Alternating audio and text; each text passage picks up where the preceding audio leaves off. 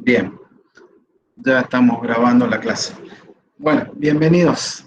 Vamos a arrancar. Ahí voy a compartir mi pantalla.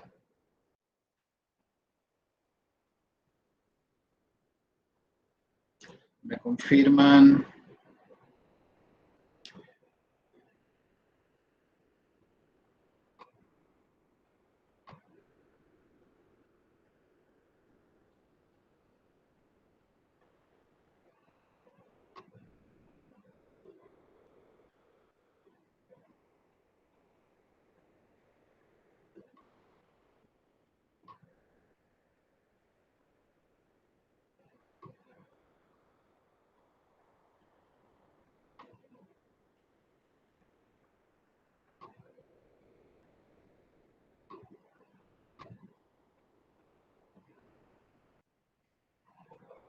¿Me confirman, por favor, si ven mi pantalla?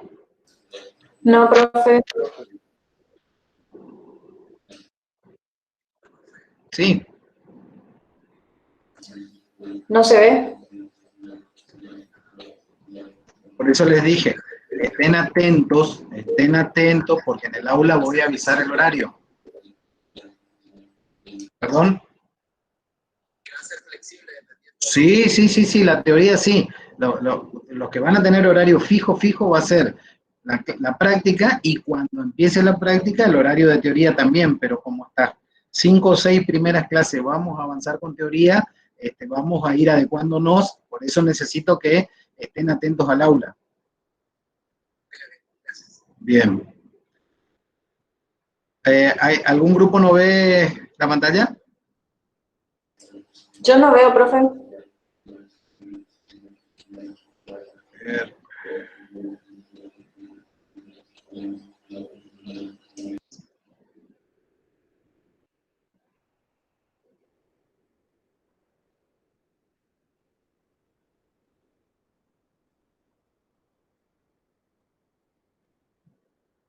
Muestra que todos ven. Che, ¿alguno más no ve? En la sala 2 creo que no No, compartió. profe. No sé.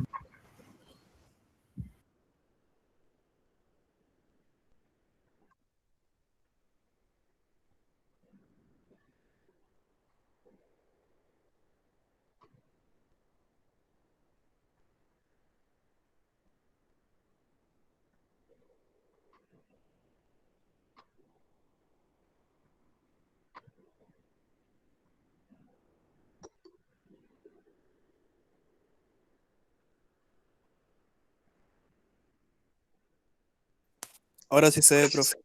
¿Estamos? Perfecto. Muy bien. Bueno, chicos. Arrancamos. Vamos a ver un tema bastante especial, bastante, vamos a decir, no complicado, pero sí que tiene muchas particularidades, que está dentro de, obviamente, del programa nuestro, que es la teoría de la programación concurrente y programación paralela. Este tipo de programación, si bien no es de las más utilizadas en lo que es sistemas comerciales o sistemas administrativos o los programas que ustedes conocen como aplicaciones, tiene mucho fundamento en todo lo que es la parte de cálculo, de apoyo a los cálculos. Lo que se busca con este tipo de programación, con este tipo de paradigmas, es maximizar el uso de los recursos, maximizar el uso de los recursos. Si alguno por ahí ya está un poco más adelantado en cuanto a tecnología y en algún momento se pone a mirar los programas en ejecución o el uso del procesador en sus computadoras mientras están ejecutando algo, van a ver que siempre el procesador, la memoria, el disco, están en porcentajes muy bajos de utilización. Y esto es ¿por qué? Porque en realidad los programas que se están ejecutando, las aplicaciones que se están ejecutando, son del tipo secuenciales. Ese tipo de aplicaciones obviamente no hacen uso del total de la potencia que hoy nos brindan los microprocesadores o los procesadores actuales. Lo que pretende la programación concurrente y la programación paralela es poder hacer una múltiple ejecución en los procesadores y ocupar toda la capacidad que tienen. Para esto hay, obviamente, cierto estilo de programación, hay ciertos programas que nos permiten desarrollar algoritmos que se ejecuten en varias líneas, en varios hilos, después vamos a ver, en forma paralela, de esa manera acelerar mucho más el cómputo, el cálculo, terminar en menos tiempo, haciendo uso de las capacidades que tienen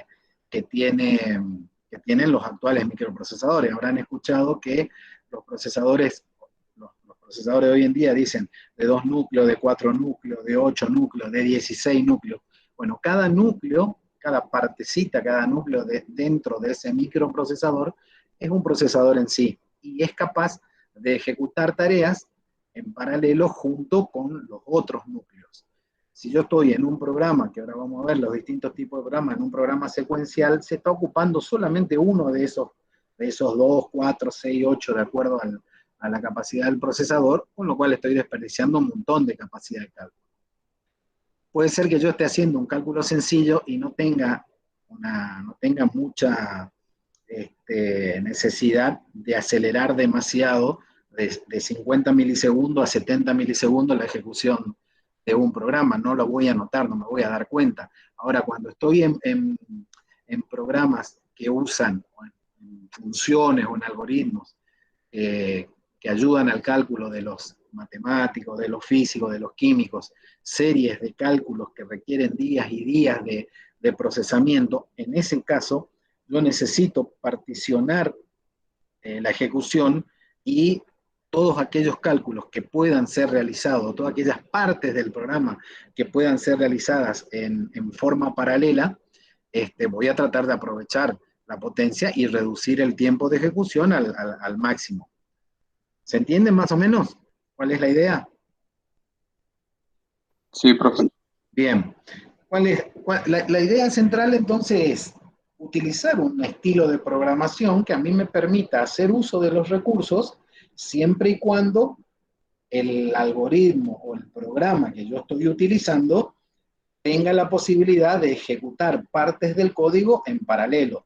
Si una parte de mi código está esperando el resultado, la salida de otro procedimiento, de otra parte del código, no hay forma de aprovechar el paralelismo o la concurrencia. ¿Por qué? Porque hasta que no termine un cálculo yo no puedo hacer el otro. Ahora, si yo estoy calculando, por ejemplo, en algunos casos, esto se ve mucho en mecánica, en construcción, en procesamiento CAD, que es diseño asistido por computadora. Yo estoy calculando, por un lado, una matriz de soporte de una viga, por otro lado, otra matriz de soporte de otra cosa, y así, tengo 4 o 5 cálculos muy pesados y que no dependen unos de otros. Ahora, en mi programa, cuando yo hago un programa en un lenguaje normal o tradicional, termina un cálculo, empieza el otro, termina el otro, empieza el otro, aun cuando sean independientes. Bueno, en ese caso, yo voy a tener, utilizando ciertas bondades de algunos lenguajes de programación, decirle a la computadora que esos 4 cálculos que yo estoy haciendo, no espere a que uno termine para que empiece el otro, sino que me reparta cada uno en una porción de procesador y se hagan todos en forma paralela o concurrente. Ahora vamos a ver la diferencia entre concurrente y paralelo. Entonces, con eso que estoy haciendo, un cálculo que por ahí me llevaba 1 hora o 2 horas, reducirlo a menos de la mitad de tiempo porque lo estoy haciendo utilizando justamente esa capacidad que tengo. Esto es como que si yo dijera, che, divido el programa en 4 y ejecuto cada uno, divido en 4 los programas y hago 4 programitas y ejecuto cada uno en una computadora distinta. Y los largo todo a la vez.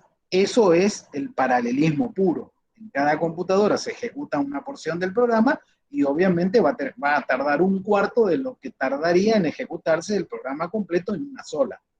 Ahora bien, no voy a estar poniendo 4 computadoras para poder hacer eso, aunque sí se puede. Vamos a ver que hay un estilo de programación que es la de sistemas distribuidos, donde yo reparto el cálculo, reparto el proceso en muchas computadoras computadoras, en muchos servidores, para aprovechar justamente esta capacidad.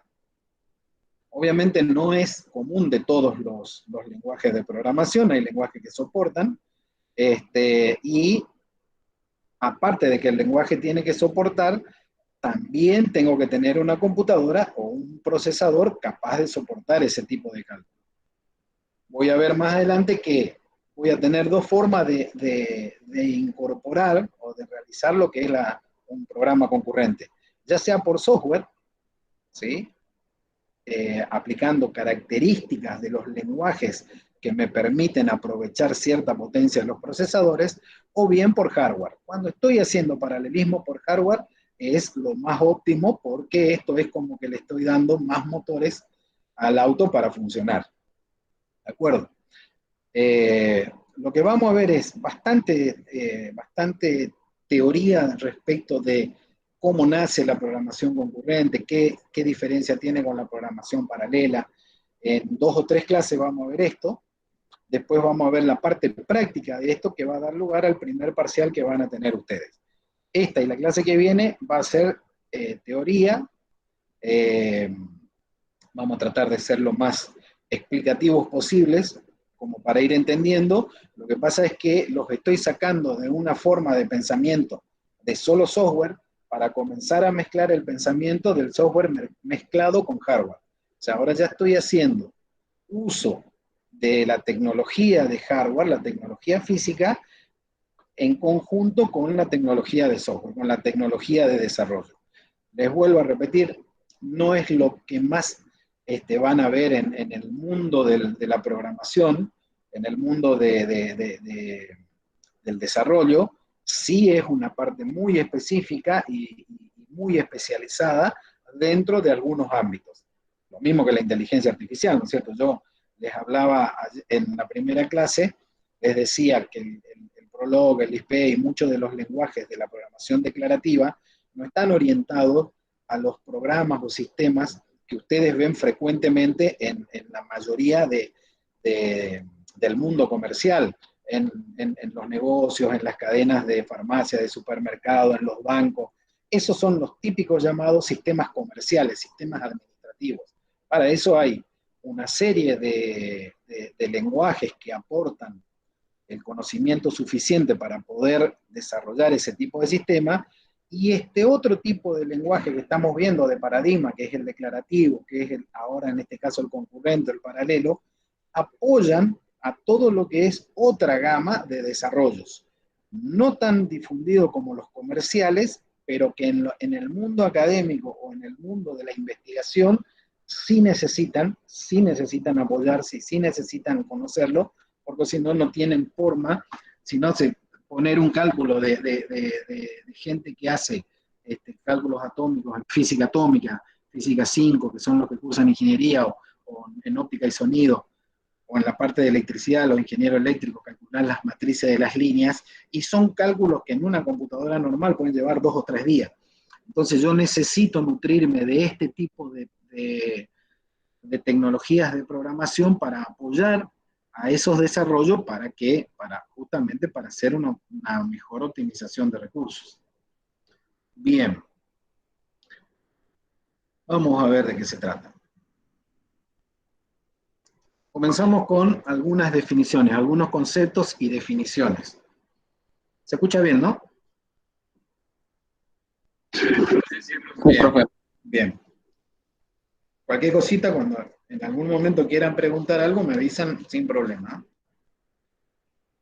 Bien, como les decía en la introducción, nosotros estamos muy acostumbrados a lo que es la programación secuencial, ¿sí? Vamos desarrollando pasos en cualquiera de los lenguajes que conozcamos, incluso hasta en los que no conocen todavía y que van a venir después, vamos haciendo o estamos desarrollando para que los procesadores ejecuten de manera secuencial las instrucciones, ¿sí? Aun cuando tengan capacidad para hacer lo contrario, siempre van haciendo una instrucción detrás de otra. Entonces, la programación a la que nosotros nos acostumbramos es la secuencial, ¿sí? Esto viene de las primeras arquitecturas de computadoras que tenían un solo procesador, ¿sí? Una sola CPU, los programas y todos los datos se almacenaban en la memoria, y se obtenía de acuerdo a un flujo de instrucciones desde la RAM y se iban ejecutando instrucción por unidad de tiempo.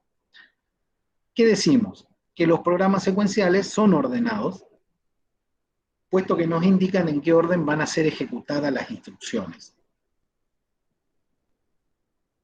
Una particularidad muy importante, esto es también una pregunta que forma parte de los exámenes después, una particularidad que tienen los programas secuenciales es que son llamados deterministas. ¿Qué significa esto? ¿Qué significa que algo sea determinista?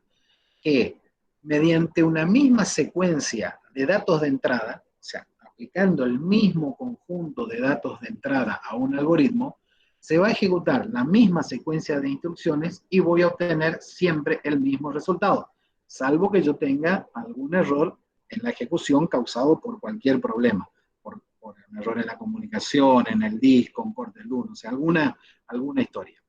Pero un programa determinista, la característica que tiene es que ante el mismo conjunto de datos de entrada se obtiene siempre el mismo conjunto de salida.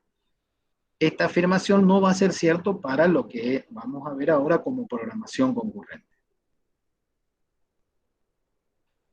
El software, tradicionalmente, o lo que ahora conocemos, todavía se escribe para hacer lo que se llama computado en serie, ¿sí?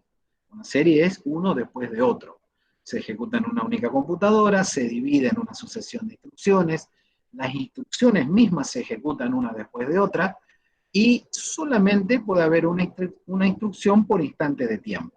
O sea, yo estoy representando acá en el gráfico cómo es el problema, una serie de instrucciones, y van entrando a la CPU por instante de tiempo, van entrando de a una. No puede haber más de una instrucción, y si este conjunto de instrucciones tiene un mismo conjunto de datos, la salida va a ser siempre la misma. Los programas secuenciales son deterministas.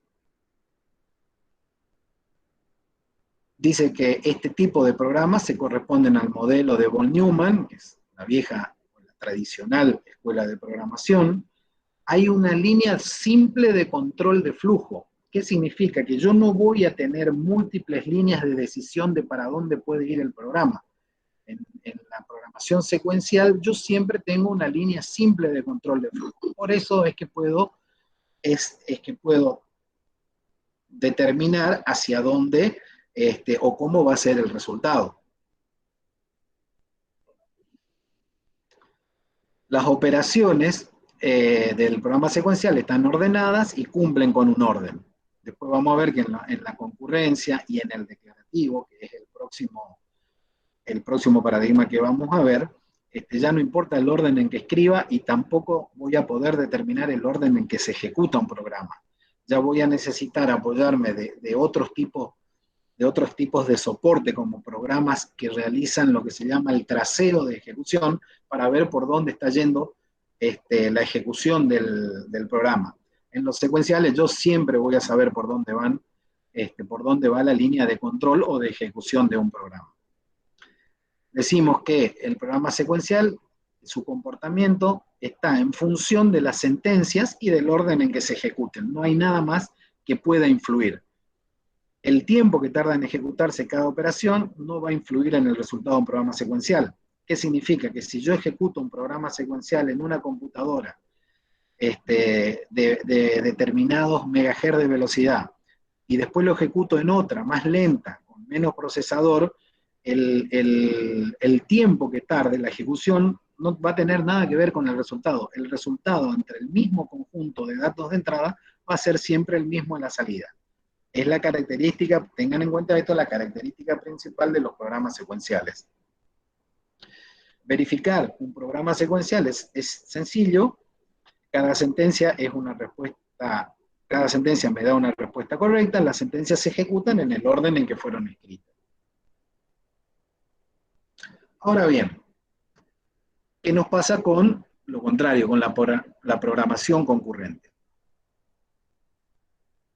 La programación concurrente, dice, tiene sus raíces en sistemas operativos.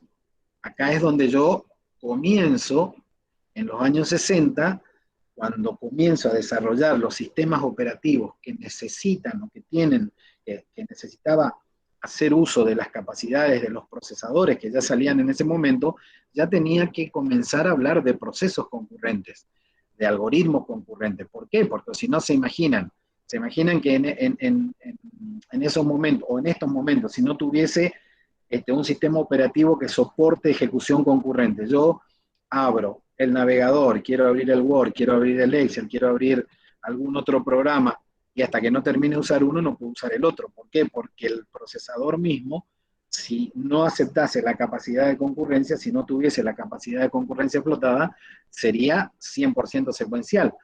Y con ese concepto, hasta que no termine de ejecutar o hacer uso uno de los programas, no podría comenzar el otro. Por eso dice que tiene su raíz en los sistemas operativos.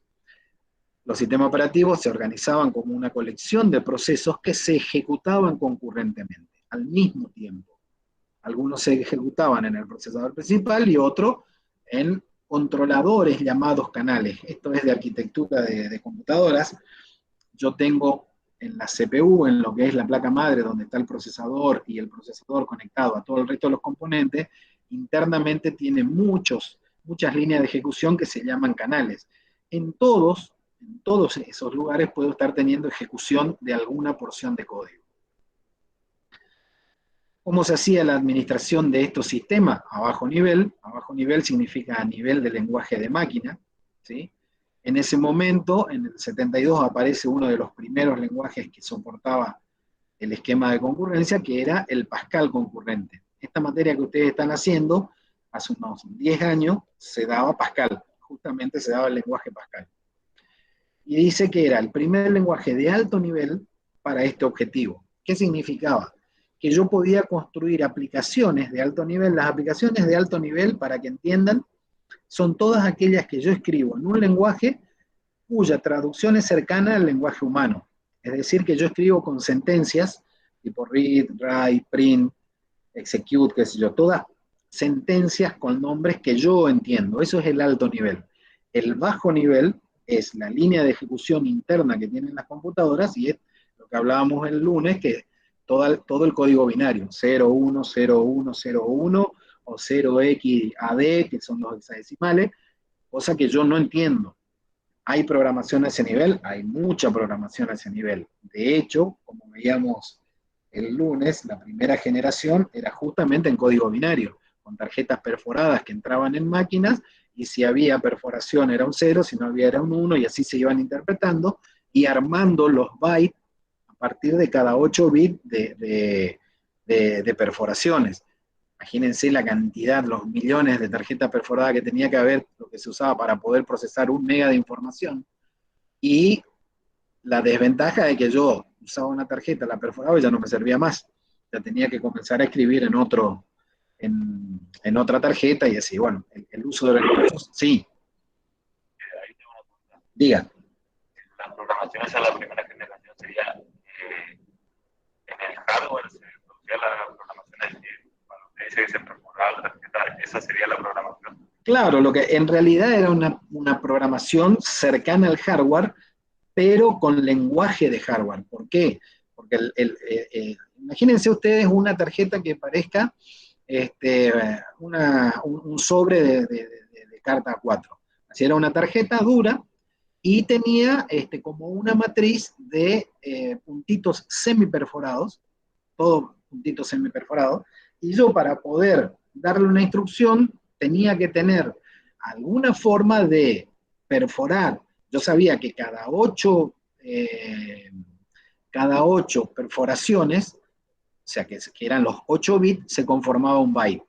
Ese byte es lo que se traduce. Si ustedes ya vieron lo que es la traducción de binario a decimal o de binario a código ASCII, saben que cada uno de los caracteres ASCII está representado por un código binario. Bueno, yo para representar una letra o un número tenía que hacer 8 perforaciones, bueno, o usar 8 lugares de la tarjeta, y en función de cada posición de la perforación era representado un 0 o un 1, un 0 o un 1.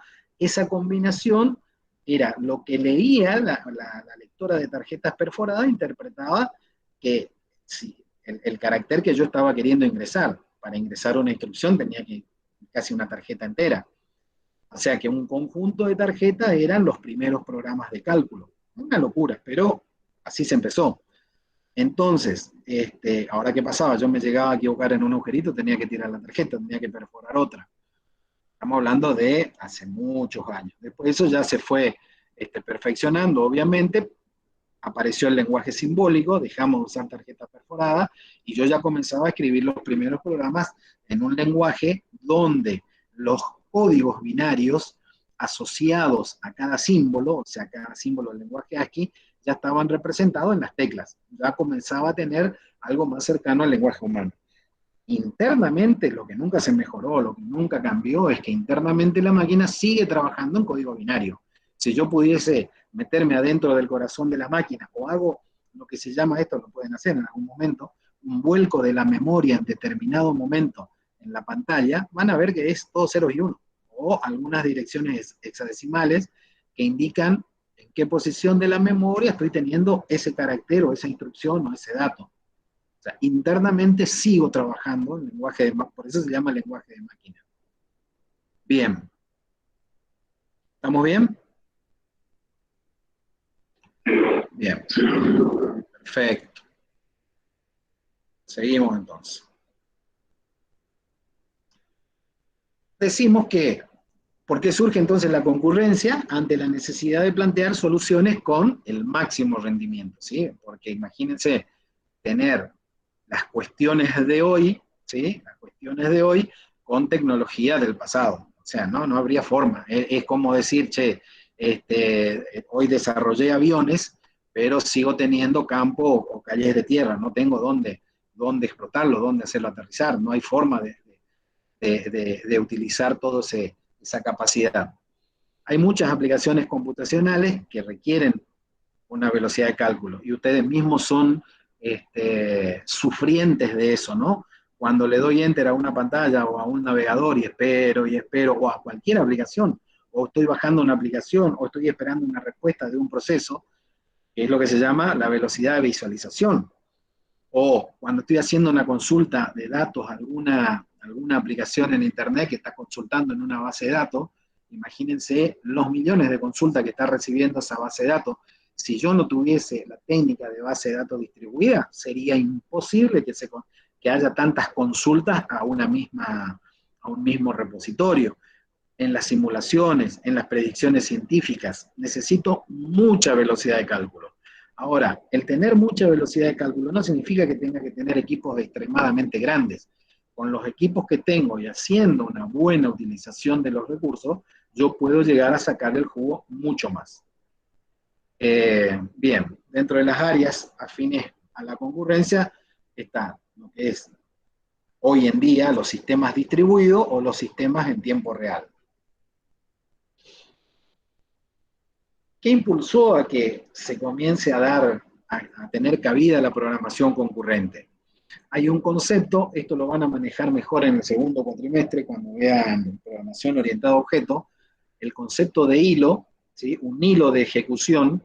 En el caso del secuencial hay un solo hilo, en el caso de la concurrencia hay millones de hilos de ejecución, hizo que los programas se puedan ejecutar con más velocidad comparados a los anteriores.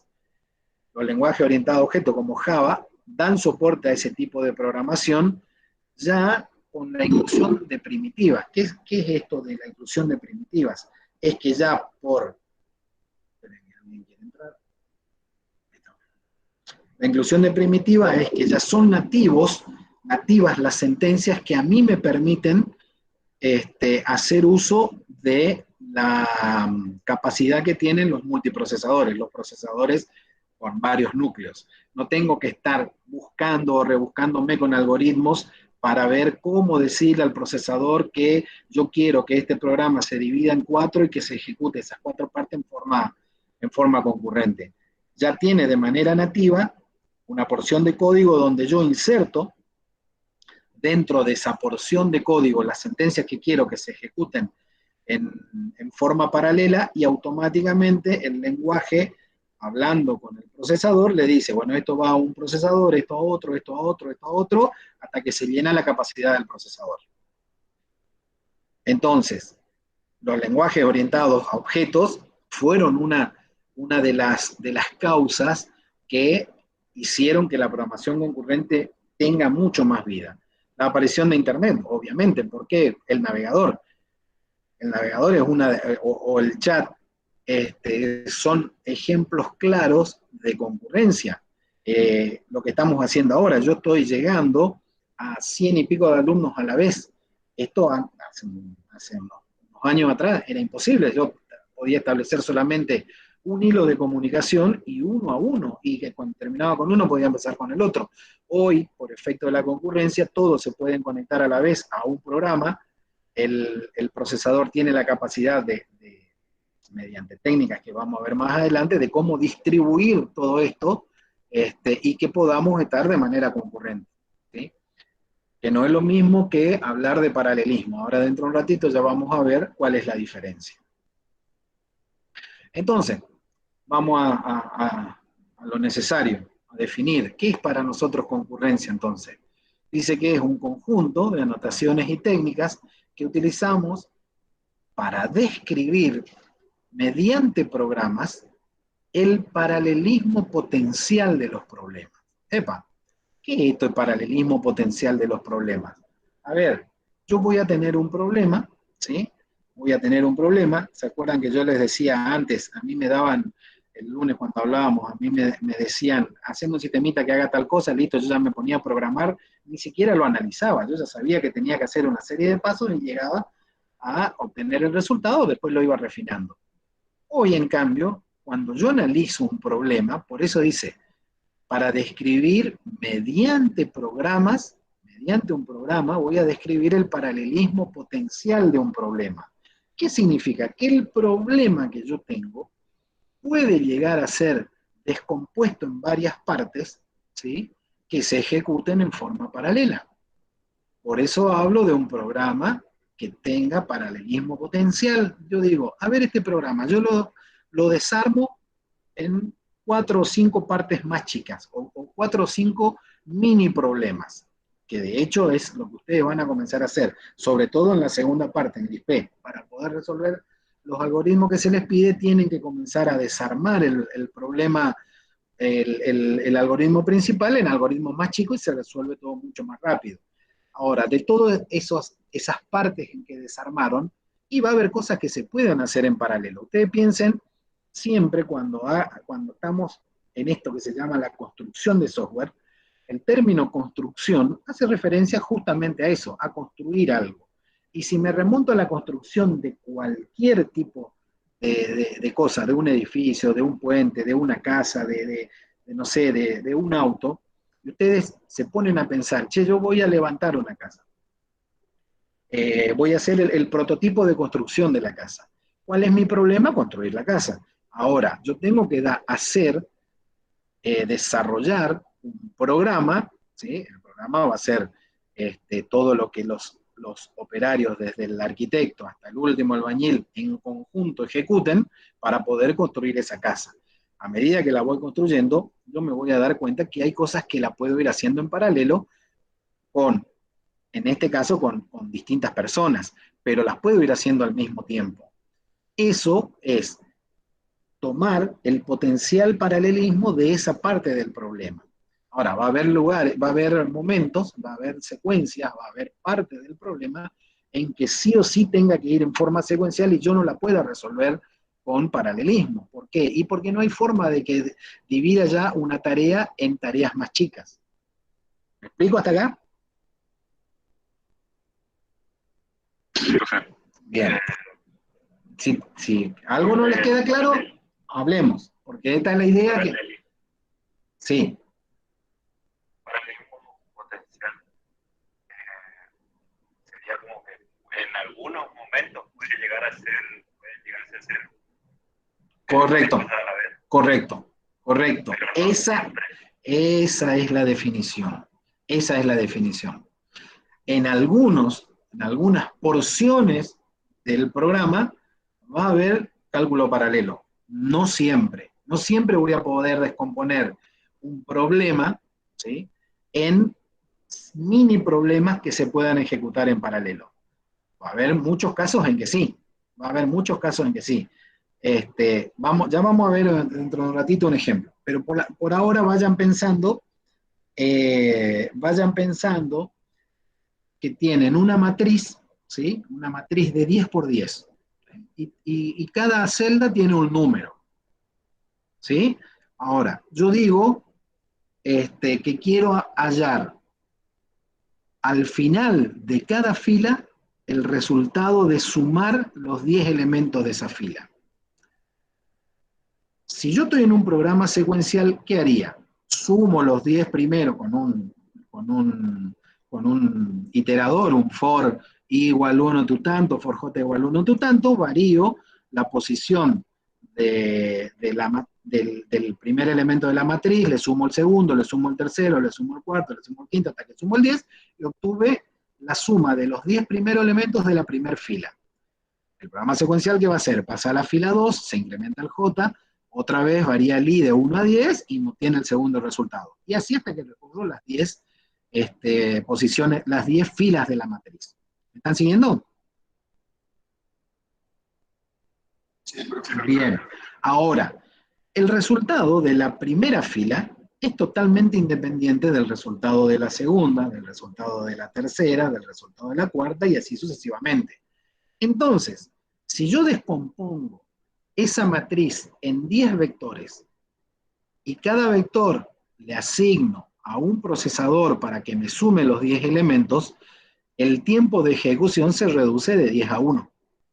Eso es paralelismo, ¿sí? Ejecutar las 10 sentencias en forma conjunta, en forma concurrente. Ahora, si yo tengo si el problema, lo que me decía es sumar las 100 posiciones y no me queda otra que ir una a una. Ahí ya no puedo descomponer el problema. Lo puedo descomponer, pero no le voy a sacar ninguna ventaja porque siempre voy a estar dependiendo del resultado de la suma anterior.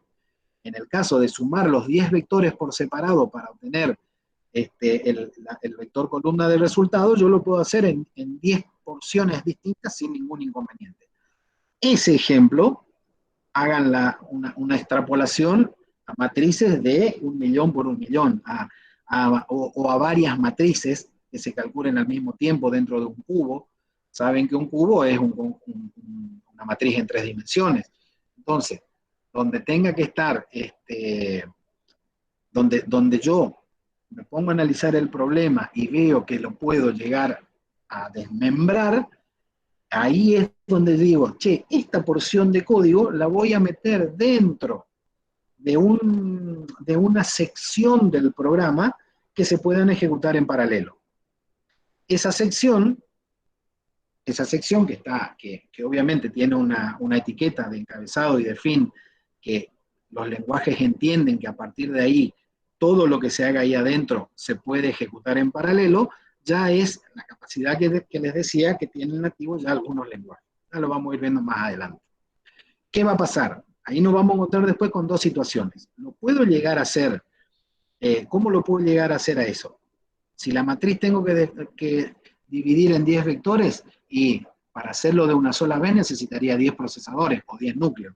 Si yo tengo un procesador con solo 2 núcleos, y voy a hacer 5 y 5, voy a reducir a la mitad. Si tengo, de acuerdo a la cantidad de procesadores o de núcleos que yo tenga, es cómo voy a ahorrar el tiempo de ejecución en función de la cantidad de procesos en que dividí el proceso principal. Bien. Entonces, ¿por qué hablaba de paralelismo potencial?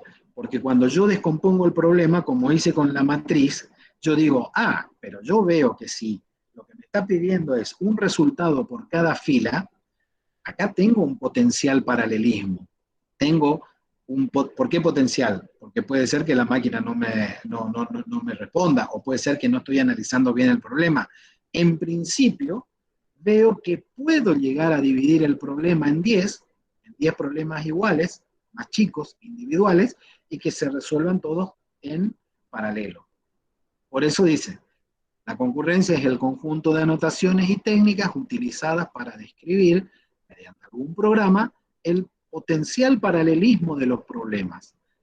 así como para resolver problemas de comunicación y sincronización que se presentan cuando varios procesos que se reportan concurrentemente comparten recursos. ¿Qué es esto? Fíjense lo que yo les decía. Yo voy a tener, por ejemplo, la matriz de 10 filas por 10 columnas dividido en 10 problemas menores. Pero solamente estoy teniendo un procesador con 4 núcleos. Entonces, ¿qué me va a pasar? Yo voy a poner todo ese código dentro de la ejecución en paralelo, pero internamente el sistema tiene que ser capaz de decir, che, mando estos 4 primero y cuando termina uno, meto el siguiente problema que está en espera. Cuando termina el segundo, meto otro y así hasta que termino de ejecutar los 10 mini problemas.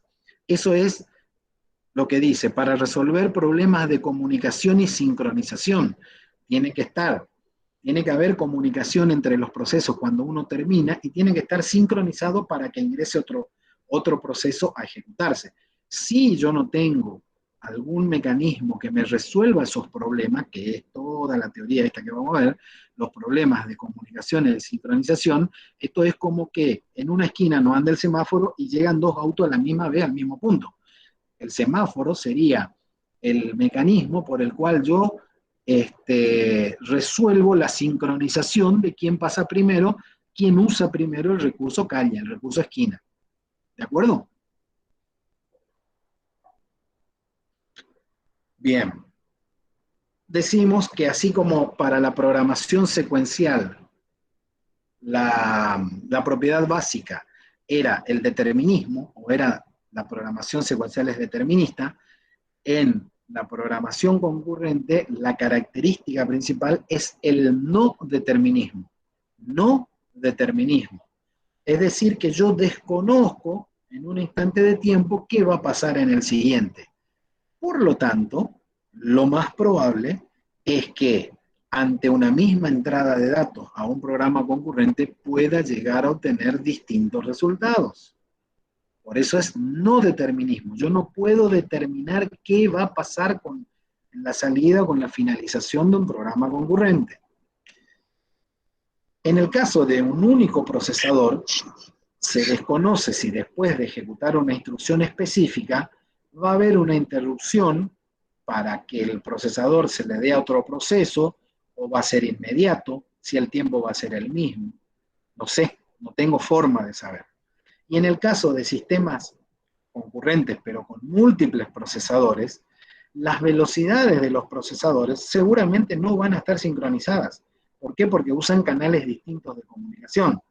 Entonces voy a desconocer a priori, o sea, de entrada, qué procesador va a ser el primero en ejecutar la siguiente instrucción.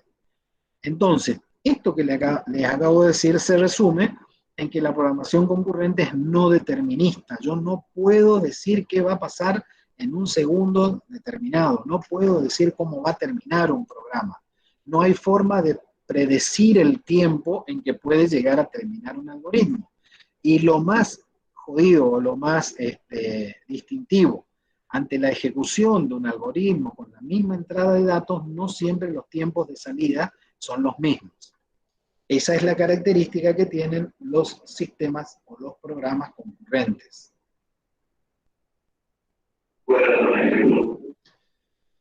Ejemplos los vamos a ir viendo ahora más adelante, pero en el caso de la matriz, por ejemplo, en el caso de la matriz, si yo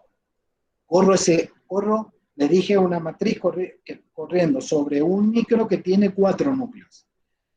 Si yo pudiese, que puedo obviamente, al final de la suma de cada vector, ustedes imagínense que tienen que sumar los 10 vectores filas.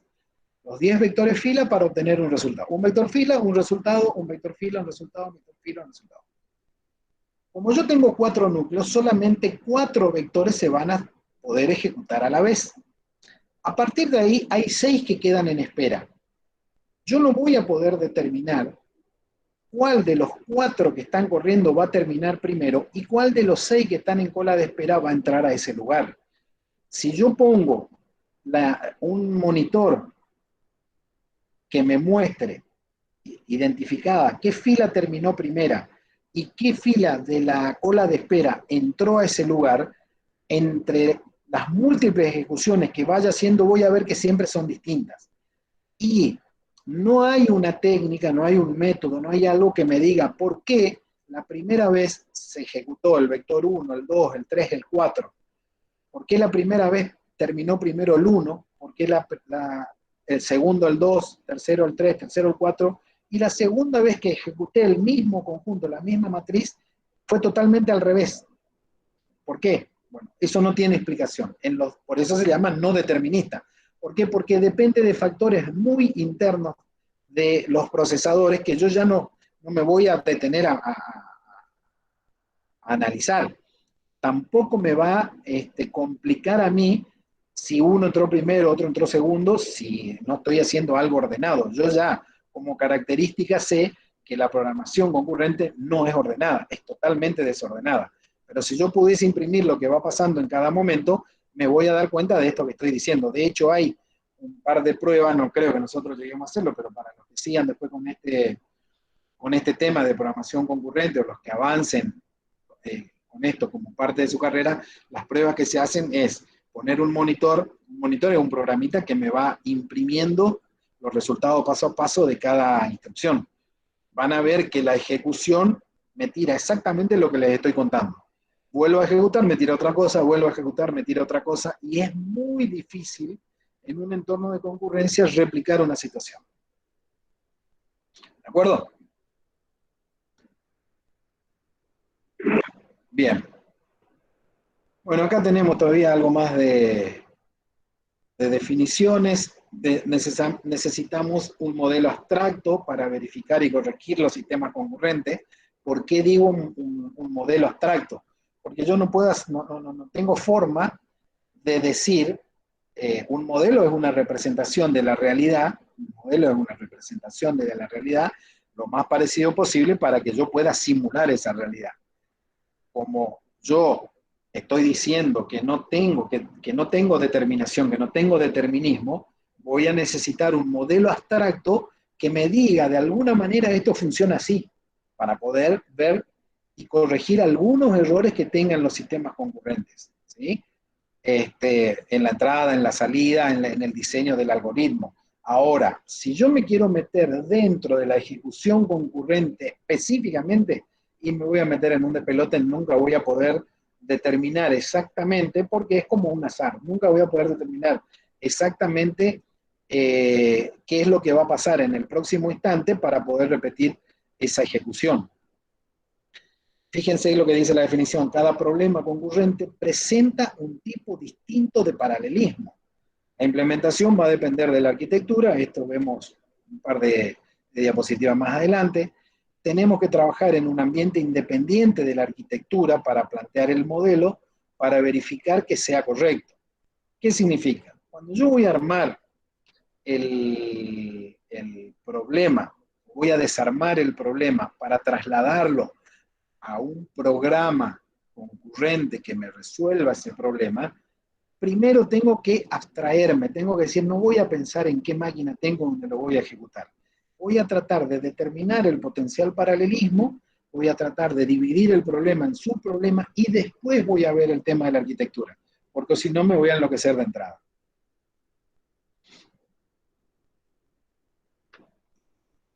Bien.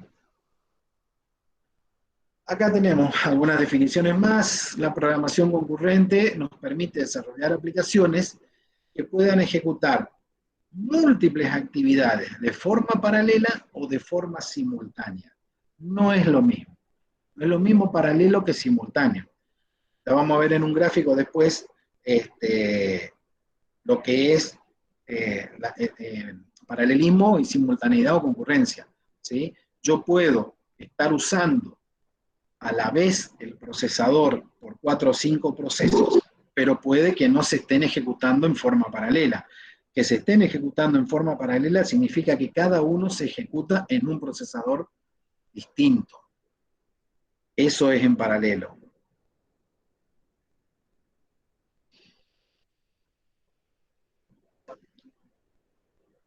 Dice que la programación concurrente es necesaria porque esta es una pregunta de examen, por qué es necesaria la programación concurrente. Mencione dos o tres razones. Una es ganar procesamiento, obviamente es la más importante, ya sea en hardware multiprocesador o en un conjunto de computadoras mediante ganancia en recursos, capacidad de cómputo, memoria, compartir recursos de almacenamiento, etc. Ganar procesamiento.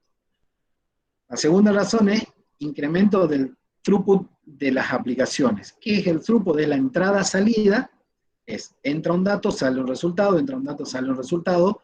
Incrementar la cantidad de operaciones que puedo hacer en forma simultánea. ¿Sí? Es lo que se conoce como solapamiento entrada-salida con cómputo. Entra un dato, se calcula, sale un resultado. Entra un dato, se calcula, sale un resultado.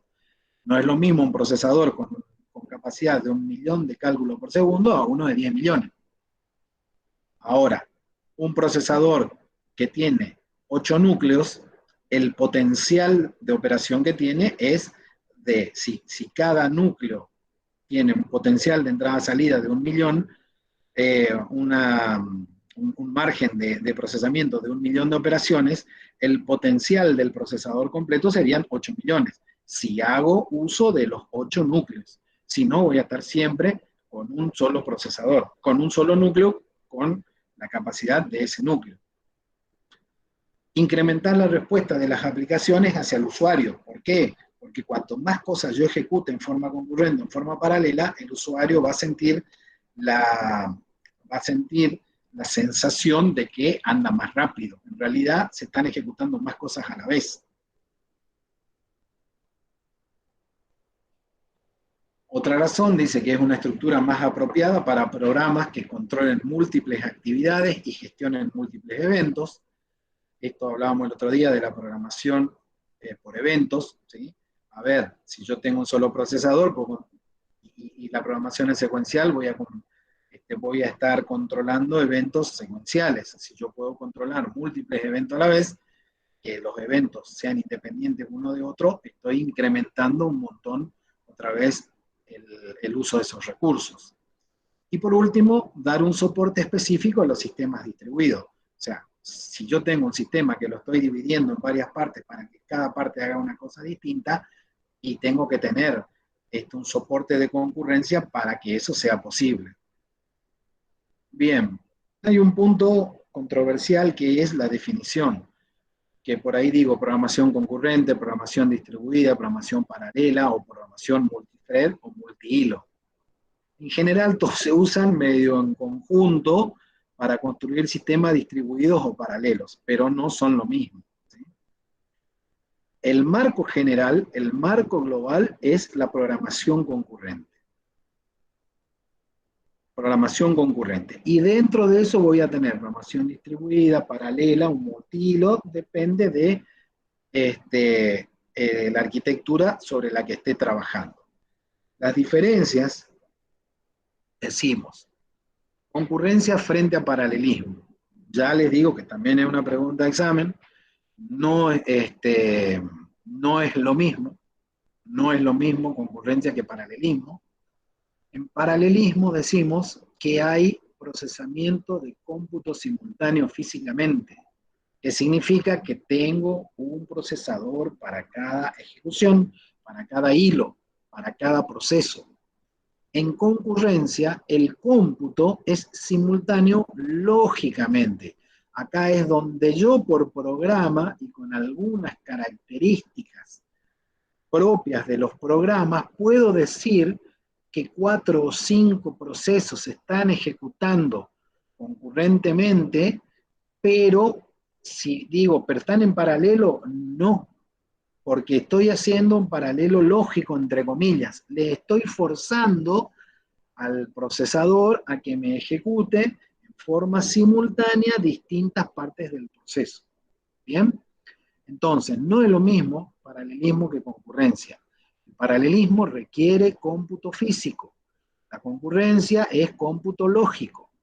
El paralelismo implica existencia de múltiples elementos de CPU, ya sea de procesamiento, ya sean computadoras independientes, computadoras enteras, o bien núcleos por separado, con funcionamiento independiente.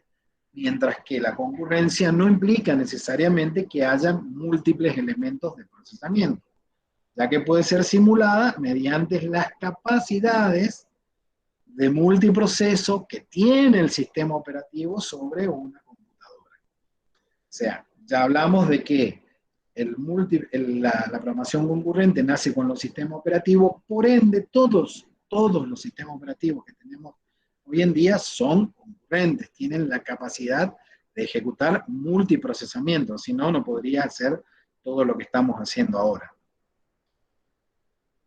Dice que un caso típico es la programación multihilo, ¿sí? Es decir, múltiples hilos de ejecución de una misma aplicación compartiendo, por ejemplo, la memoria. Esto va a ser paralelo si se ejecuta en una máquina que tiene varios procesadores, o va a ser concurrente si se ejecuta en un solo procesador.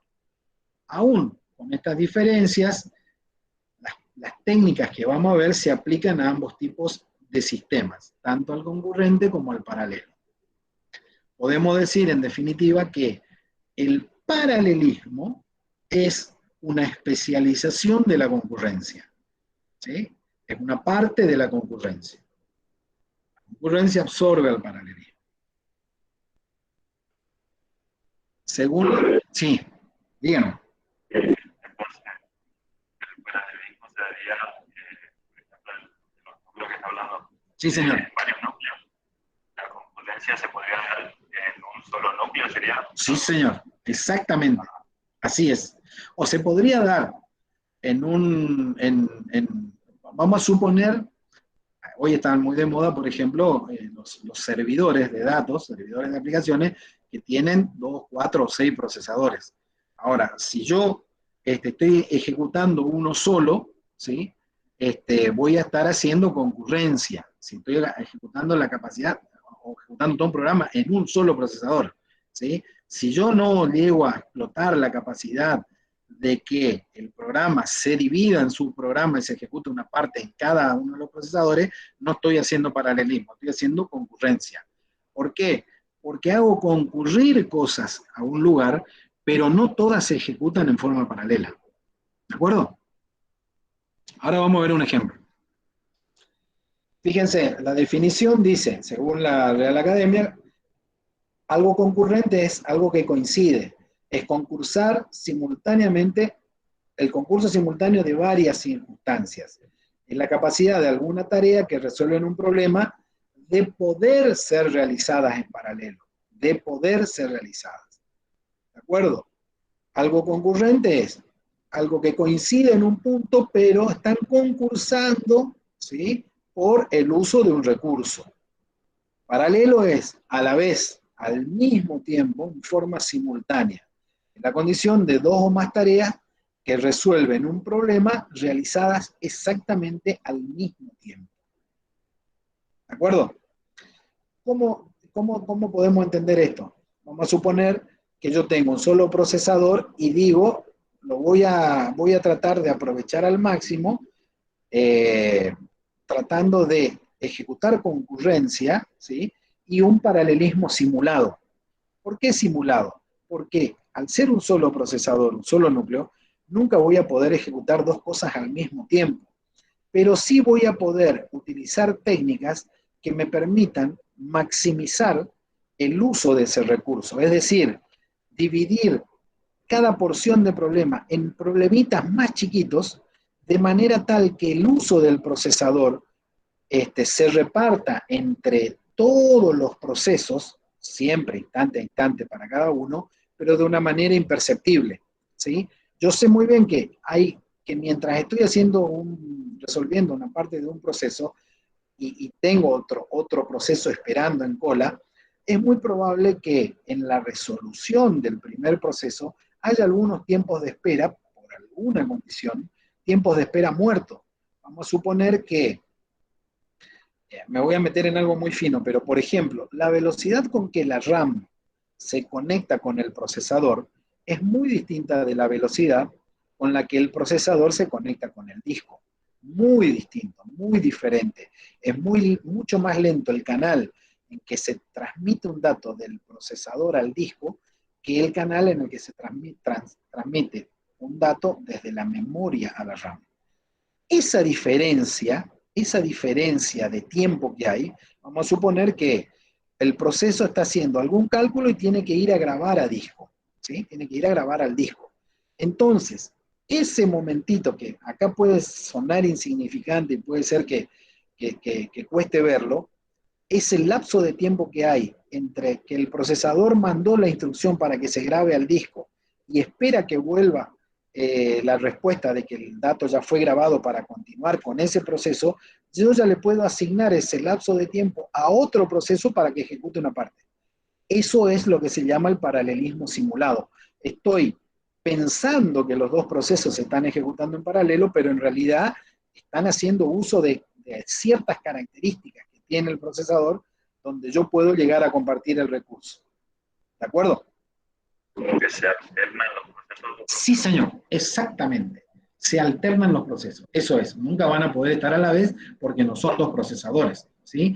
Pero en lugar de estar teniendo tiempo muerto, ese tiempo muerto lo aprovecho en la ejecución de una porción de otro proceso. Y así voy haciendo variar todas las condiciones de todos los microproblemas que tengo, resuelve el lenguaje, ¿no es cierto? Lo resuelven las técnicas dentro del lenguaje, pero así es como funciona. Bien. Dice que la concurrencia es una característica de las tareas, el paralelismo está asociado a los recursos. Y es lógico, ¿no? Porque, a ver, la concurrencia son las tareas que puedo ejecutar en forma concurrente, y digo que si no se están ejecutando en paralelo es porque están concursando tiempo de procesador. En cambio, el paralelismo, ¿quién me brinda realmente paralelismo? El recurso. Yo tengo múltiples procesadores, múltiples núcleos, ya tengo paralelismo nativo, después tengo que tratar de desarrollar un programa que haga uso de esas capacidades. Entonces, concurrencia se asocia a las tareas, paralelismo se asocia a los recursos.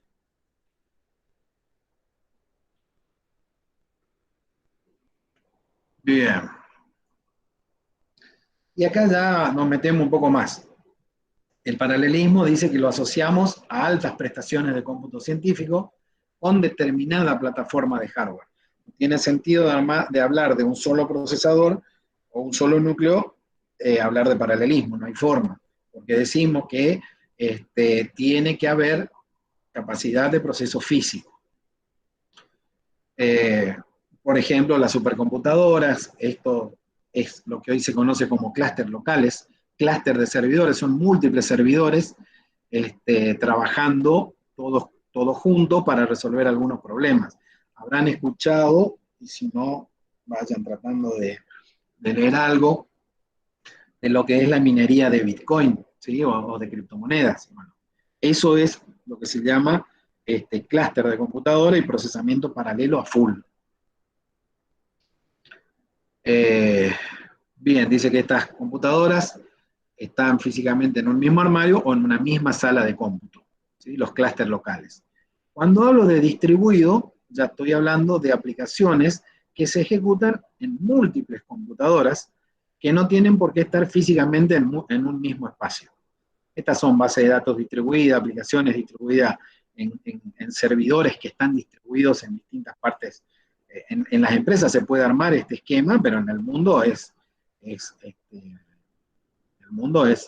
ejemplos muy claros. Google es un ejemplo claro, que tiene servidores distribuidos por todos lados. Un ejemplo de una aplicación distribuida con procesamiento paralelo a nivel mundial es el Google Maps.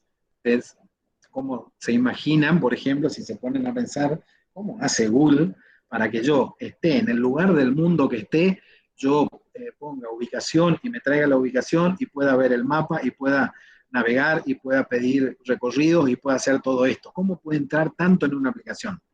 Es imposible. Es una aplicación distribuida en cientos, miles de servidores alrededor del mundo, todos conectados.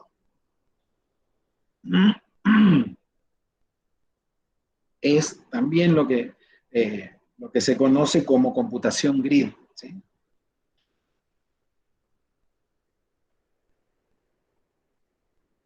Bien, a ver qué más tenemos. La fusión de sistemas paralelos aumenta con entornos como el grid. Bueno, una definición de sistema distribuido es una colección de elementos, fíjense, una colección de elementos de cómputo autónomos que se ejecutan en una o más computadoras que están enlazadas por una red de interconexión y soportados por diferentes tipos de comunicaciones que permiten observar la colección como todo un sistema. O sea, yo al MAPS lo veo como un único sistema, pero es una colección de múltiples computadoras, todas enlazadas, compartiendo una aplicación distribuida, un sistema distribuido. De hecho, las bases de datos a las que acceden, obviamente son bases de datos locales en cada región para poder traer tan rápido los datos de cada lugar. No es que yo en un solo lugar tengo la colección de calles de todo el mundo para poder ver en el navegador, en el Google Maps, un punto específico, ¿no es cierto?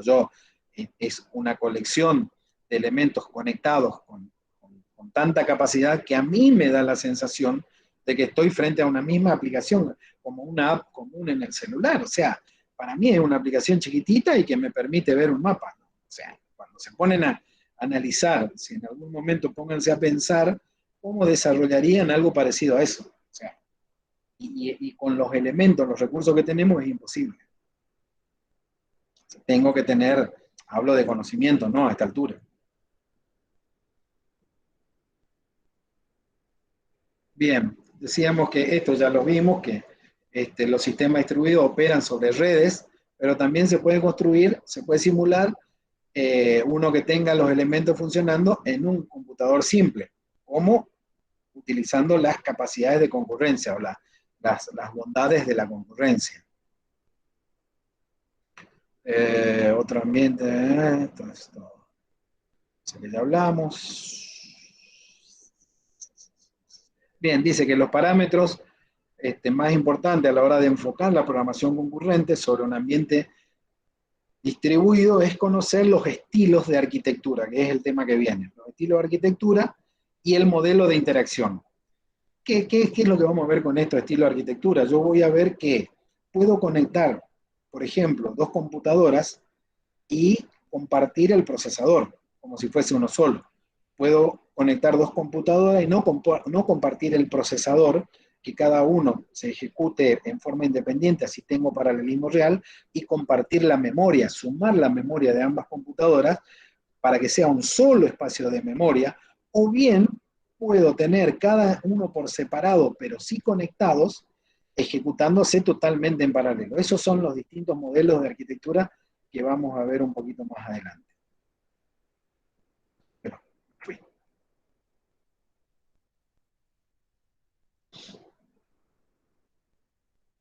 Bien, volvemos a repetir, la computación paralela, usar simultáneamente múltiples recursos de cómputo para resolver un problema. Se ejecuta con múltiples procesadores, el problema se divide en partes, cada parte es dividida en instrucciones que a su vez se ejecutan simultáneamente en diferentes procesadores. Y ahí vemos que tenemos un problema, lo divido en tres partes, cada parte después tiene sus instrucciones y son las que van llegando a la CPU. No es lo mismo que todo esto entre a una sola CPU a que se divida en distintos procesadores.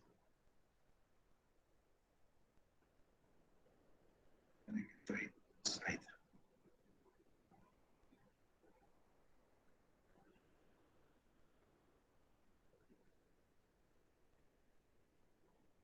Bueno, acá tengo el resumen. Yo le decía que el paralelismo, ¿sí?, es una especialización dentro de la concurrencia, ¿sí?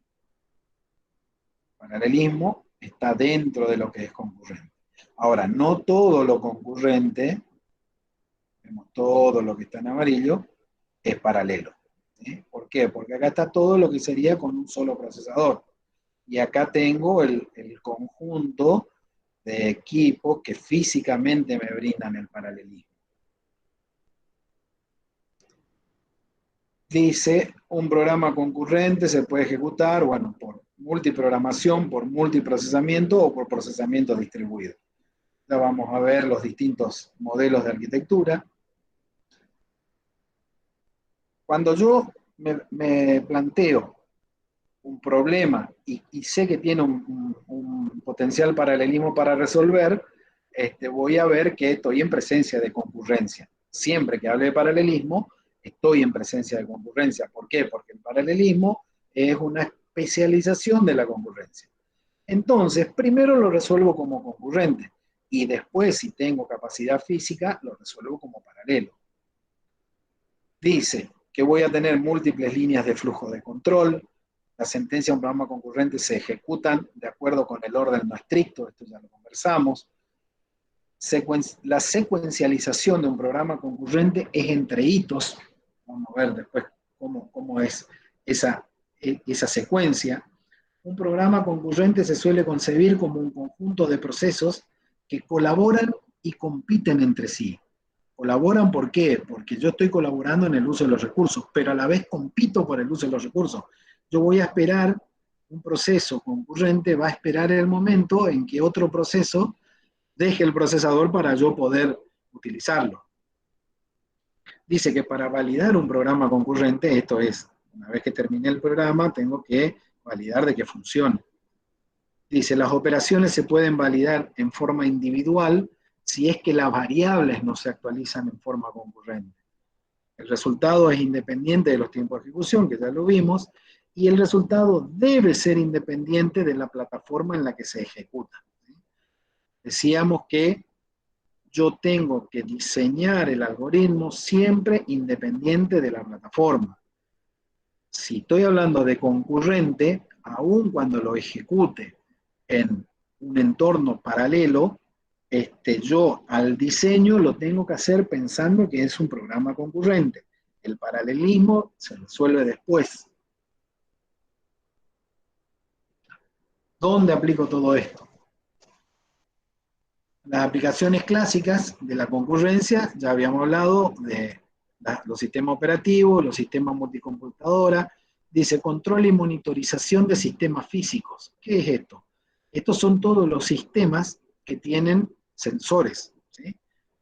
Sensores, múltiples sensores. Un programa que me está controlando cámaras, sensores de apertura, alarmas, ingresos y egresos, tiene que ser un programa concurrente, no puede ser nunca uno secuencial, porque si no sería como una sola cámara que tiene que barrer en 360 grados, y una vez que pasó por un punto, ya lo dejo sin control a ese punto. Yo tengo un montón de sistemas de sensores que están siendo monitorizados en forma concurrente, y cualquier evento que ocurra en cualquiera de esos puntos me tiene que dar una alarma. No tengo otra forma de hacer funcionar eso si no tengo un programa concurrente. ¿Quién me da la concurrencia? Y la cantidad de sensores que están llegando con señal al programa, ¿sí? Esas son las clásicas. Las actuales, bueno, todos los servicios web. Después vamos a conversar un poco qué es un servicio web. Los sistemas multimediales, los sistemas de cálculo numérico. El procesamiento de entrada-salida, esto es, yo puedo tener como sistema de entrada. Yo tengo una empresa y quiero controlar la entrada al trabajo de todo mi personal. Pero todo el personal está trabajando en home office. ¿Cómo hago? Y bueno, de alguna manera, cada uno va a registrar su entrada. Yo voy a estar con un sistema concurrente, todos pueden registrar la entrada a la vez. Si no, no podría decir quién está presente y quién no está presente si tengo que hacer una cola o una fila de entrada. Eso se usa también, pero para otras cosas. Simulación de sistemas dinámicos, interacción del operador con la máquina, lo que son las interfaces gráficas de usuario. Yo puedo tener múltiples pantallas o múltiples ventanas abiertas en mi computadora. Esas son las interfaces gráficas de usuario y todas me están mostrando o actualizando información a la vez. La tecnología de los componentes con que se desarrolla, sistemas embebidos, distintas aplicaciones que tengo de los programas concurrentes. ¿Qué ventajas tengo? Ya hablamos hoy un poco, pero es un modelo para concebir las nuevas aplicaciones. Esto es algo fundamental, facilita el diseño orientado a objetos de las aplicaciones, ya que los objetos reales son concurrentes. Lo van a ver en el segundo cuatrimestre, pero cuando yo les decía el otro día La programación orientada a objetos descompone a un problema en objetos del mundo, objetos reales. Después yo tengo que cada objeto va a tener métodos, procedimientos, y yo no voy a tener que esperar que un objeto termine de ejecutar su método para que se ejecute el método de otro objeto. Sí o sí tengo que estar en un sistema concurrente. Por eso el diseño orientado a objetos es concurrente puro. ¿Qué otra ventaja tiene? Que me permite compartir recursos y subsistemas complejos. En los sistemas monoprocesadores, cuando tengo un solo procesador, puedo optimizar el uso de los recursos, es lo que les decía. La concurrencia es el paralelismo simulado, ¿sí? Puedo hacer de cuenta que estoy teniendo un sistema paralelo con un solo procesador, pero en realidad estoy en uno concurrente que me permite optimizar el uso de los recursos. Reduce tiempo de ejecución en plataformas de multiprocesadores, la característica principal. Facilita realizar programas replicando componentes. Esto es característica de objetos.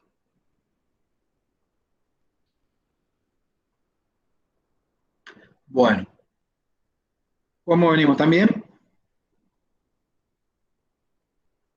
Sí, ¿Viven todavía? Sí, profe.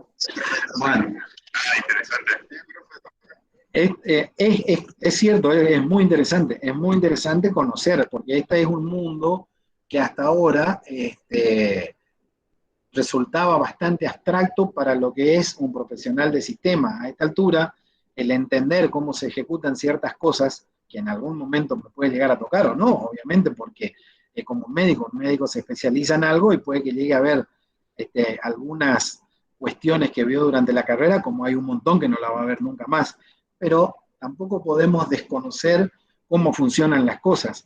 Si a mí me plantean en determinado momento hacer programación web, también yo puedo dominar el lenguaje de desarrollo de programación web, pero, no sé, a mí particularmente, y creo que a muchos de los que estudian sistema, nos interesa saber cómo funcionan las cosas, más allá de si lo utilizo o no, saber cómo funciona.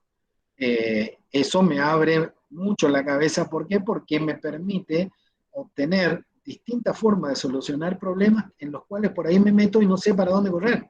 El conocer distintos paradigmas, distintas formas de resolver problemas, ya van a ver cuando hagamos la parte de funcional, cuando veamos la parte de recursividad, y decir, che, mira qué fácil se podía resolver este problema con 3 líneas de código, cuando antes con estructurado yo tenía que armar, no sé, 70 líneas de código con 200 variables auxiliares para guardar el valor anterior, el auxiliar, volver a calcular, y esto con una iteración, que al principio no voy a tener ni idea cómo lo resuelve, pero sé que se resuelve y que anda.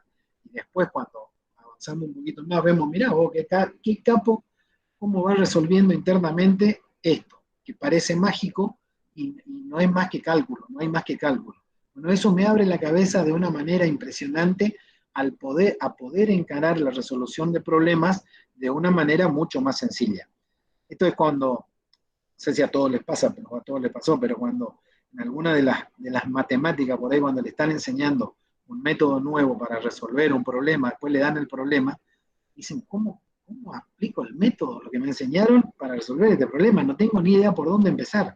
Bueno, acá es lo mismo. Hasta que hago el clic y digo, mirá qué pavada que era meter el concepto en la resolución del problema. Esto de decir, che, tengo un problema, un algoritmo grande, lo descompongo en 3 partes y lo resolví al toque. Y capaz que me estaba enloqueciendo para poder resolver el algoritmo completo de una sola vez. Y no tenía forma de empezar. ¿Por qué? Porque cuando comencé a definir las variables, me faltaban 2 más. Si puse 10 variables, resulta que ocupé 2 y la otra ya ahora no sé qué valores pasarle, y si le paso un valor, después probablemente me moleste en el cálculo. Bueno, no sé, miles de cuestiones que uno se plantea hasta que se da cuenta de que teniendo en claro las distintas formas de que vamos a ver una metodología de resolver problemas, de descomponer un problema en problemas más chicos, y es bárbaro y hasta me resulta más rápido. Y hasta en algunos casos, nos ha pasado en algunos exámenes, que por ahí no les da el tiempo por distintas cuestiones, pero el desarrollo hasta tal punto llegó tan correctamente que se veía que ya estaban que ya estaban bien encaminados y le faltó el último paso y se tienen en cuenta, muy en cuenta esas cosas. No es lo mismo que comiencen a escribir por escribir cosas, y llegan a un punto donde no saben para dónde correr, ni qué es lo que hace el programa, ni qué era lo que te venía trayendo de arrastre. ¿Por qué? Porque me armé tantos procedimientos auxiliares o subprogramas o programitas porque no tengo idea de cómo resolverlo. En lugar de haberlo pensado 10 minutos, hacer la descomposición del problema y decir, che, tengo todas estas cosas intermedias que calcular. Listo, las calculo primero y después lo meto todo en un programa más grande. Ya está. Bueno, estoy adelantando un poco. La idea de todo esto, voy al comentario que hizo uno de los compañeros, de que es muy interesante. En realidad, la importancia por ahí no está en decir, oh, qué denso esta parte de concurrencia, cuando yo voy a tocar algo, y capaz que nunca, pero con seguridad que te va a abrir la cabeza a pensar de una manera diferente para resolver cierto tipo de problemas. Por algo está dentro de los paradigmas y por algo tiene una forma de pensamiento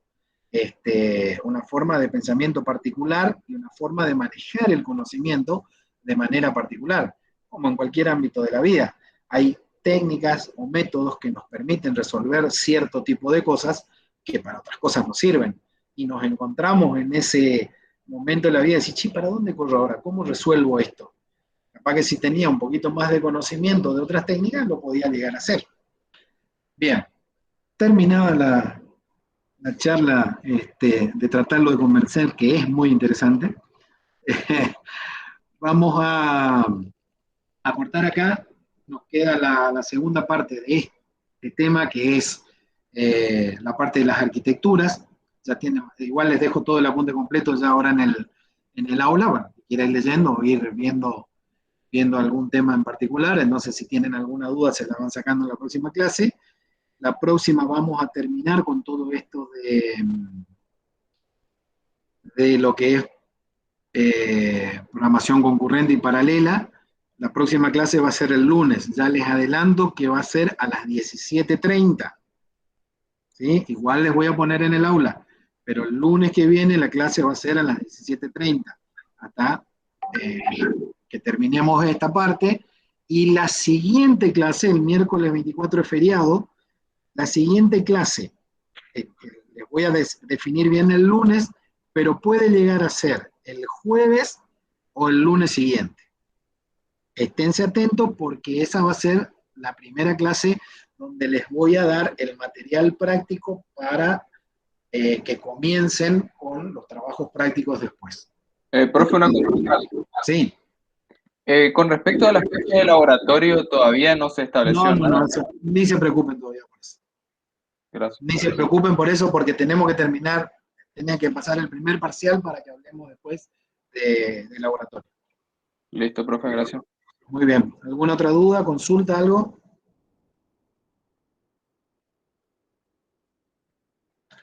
Sí. Quiero consultar una cosa que no tiene nada que ver con lo que dimos ahora, pero Dale. para que usted puede guiar. ¿Conoce alguna forma de pasar, o sea, un dato tipo float a fracción? Y en LISPE hay una sentencia que te la pasa directamente. ¿En dónde? En LISPE. Yo no sé en qué estás trabajando, pero... No, pasa que yo había hecho o sea, algo que me calcule una matriz inversa. Ajá. Y me mostraba obviamente los números decimales. A mí eso no me servía, necesitaba que sea la fracción. Que sea fraccionario. Pero nunca... A ver, la mayoría de los lenguajes tienen, dentro del formato de representación, pues vos el tipo de datos con que esté definido de tipo de coma flotante, vos después lo podés llegar a representar en forma fraccionaria, pero ya es una forma de visualización. Eso lo vemos en LISPE. Hay una función que automáticamente te transforma el dato para visualizar en formato fraccionario, en formato de coma flotante, en formato, incluso hasta en formato de números complejos.